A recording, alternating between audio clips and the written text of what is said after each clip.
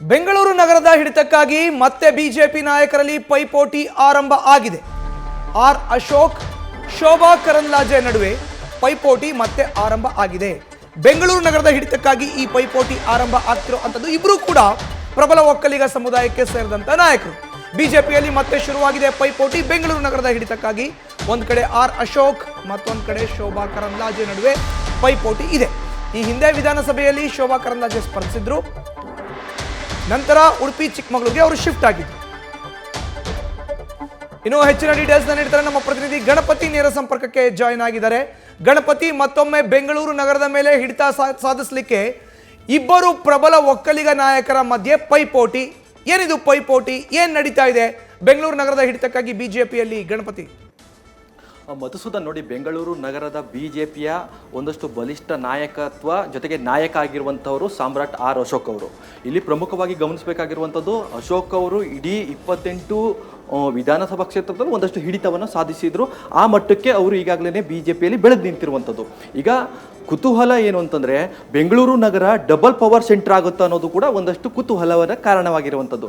ಕಾರಣ ಇಷ್ಟೇ, ಆರ್ ಅಶೋಕ್ ಅವರು ಈಗಾಗಲೇ ತಮ್ಮ ನಾಯಕತ್ವವನ್ನು 28 ವಿಧಾನಸಭಾ ಕ್ಷೇತ್ರದಲ್ಲಿ ವ್ಯಾಪಿಸಿದ್ರು ಕೂಡ ಈಗ ಶೋಭಾ ಕರಂದ್ಲಾಜೆಯವರ ಎಂಟ್ರಿಯಿಂದ ಒಂದಷ್ಟು ಆತಂಕ ಅಶೋಕ್ ಅವರಿಗೆ ಶುರುವಾಗಿರುವಂಥದ್ದು.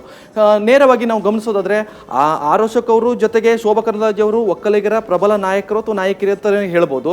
ಈ ನಿಟ್ಟಿನಲ್ಲಿ ಈಗ ಬೆಂಗಳೂರು ಉತ್ತರ ಲೋಕಸಭಾ ಕ್ಷೇತ್ರದಿಂದ ಶೋಭಾ ಕರಂದ್ಲಾಜೆ ಅವರು ಸ್ಪರ್ಧೆ ಮಾಡ್ತಿರೋದ್ರಿಂದ ಪ್ರಮುಖವಾಗಿ ಬೆಂಗಳೂರಿನ ಹಿಡಿತ ಶೋಭಾ ಕರಂದ್ಲಾಜೆ ಅವರಿಗೆ ಹೋಗಬಹುದು ಅನ್ನೋ ನಿಟ್ಟಿನಲ್ಲಿ ಈಗಾಗಲೇ ಆರ್ ಅಶೋಕ್ ಅವರಿಗೆ ಆತಂಕ ಶುರುವಾಗಿರುವಂಥವ್ರು. ನೋಡಿ, ಒಂದಷ್ಟು ನಾಯಕತ್ವದ ಲೆಕ್ಕಾಚಾರದಲ್ಲಿ ನೋಡೋದಾದ್ರೆ, ಶೋಭಾ ಕರಂದ್ಲಾಜೆ ಅವರಿಗೂ ಕೂಡ ಹೈಕಮಾಂಡ್ ನಾಯಕರ ಜೊತೆಗೆ 1-to-1 ಸಂಪರ್ಕ ಜೊತೆಗೆ ಮಾತುಕತೆ ಆಡುವಂತಹ ಸಾಧ್ಯತೆಗಳು ಹೆಚ್ಚಾಗಿರುವಂಥದ್ದು. ಒಂದಷ್ಟು RSS ಸಂಘ ಪರಿವಾರದ ನಾಯಕರು ಕೂಡ ಶೋಭಾ ಕರಂದ್ಲಾಜೆ ಅವರ ಬೆನ್ನಿಗೆ ನಿಂತಿರುವಂಥದ್ದು. ಜೊತೆಗೆ ಕೇಂದ್ರ ಸಚಿವೆಯಾಗಿ ಸಾಕಷ್ಟು ಒಂದು ಕೆಲಸ ಮಾಡಿರುವಂಥ ಜವಾಬ್ದಾರಿ ಕೂಡ ಅವ್ರ ಮೇಲಿದೆ. ಈ ನಿಟ್ಟಿನಲ್ಲಿ ನಾವು ಹೇಳೋದಾದ್ರೆ, ಬೆಂಗಳೂರಿನ ಯಾವುದಾದ್ರೂ ಒಂದು ಎಲೆಕ್ಷನ್ ನಡೆದಿದೆ ಆದಲ್ಲಿ ಅಥವಾ ಬೆಂಗಳೂರು ನಗರದ ಒಂದಷ್ಟು ಉನ್ನತ ಮಟ್ಟದ ಸಭೆ ನಡೆದಿದೆ ಆದಲ್ಲಿ ಅಲ್ಲಿ ಪ್ರಮುಖವಾಗಿ ಶೋಭಾ ಕರಂದ್ಲಾಜೆ ಅವರ ಕೈ ಮೇಲ್ಗೈ ಆಗುತ್ತೆ ಅನ್ನೋದು ಕೂಡ ಒಂದಷ್ಟು ಚರ್ಚೆ ಆಗ್ತಿರುವಂಥದ್ದು.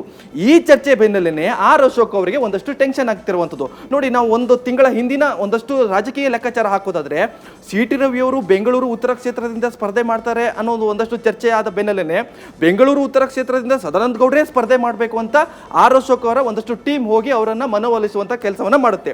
ಯಾವಾಗ CT ರವಿ ಅವರ ಒಂದಷ್ಟು ಟಿಕೆಟ್ ತಪ್ಪುತ್ತೋ ಆ ಕ್ಷೇತ್ರದಿಂದ ಈಗಾಗಲೇ ಶೋಭಾ ಕರಂದ್ಲಾಜೆ ಅವರು ಸ್ಪರ್ಧೆ ಮಾಡ್ತಿರುವಂಥದ್ದು ಗಮನಿಸಬಹುದು.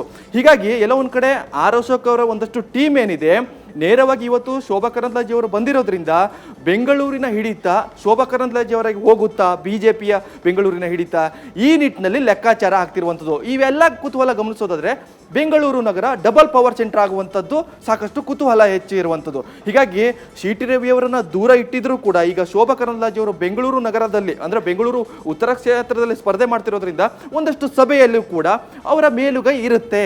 ಈ ನಿಟ್ಟಿನಲ್ಲಿ ಆರ್ ಅಶೋಕ್ ಅವರಿಗೆ ಒಂದಷ್ಟು ಆತಂಕ ಶುರುವಾಗಿರುವಂಥದ್ದು. ನೋಡಿ, ಇಬ್ರು ಕೂಡ ಪ್ರಬಲ ನಾಯಕರು ಅಂದ್ರೆ ಒಕ್ಕಲಿಗರ ಸಮುದಾಯದವರು.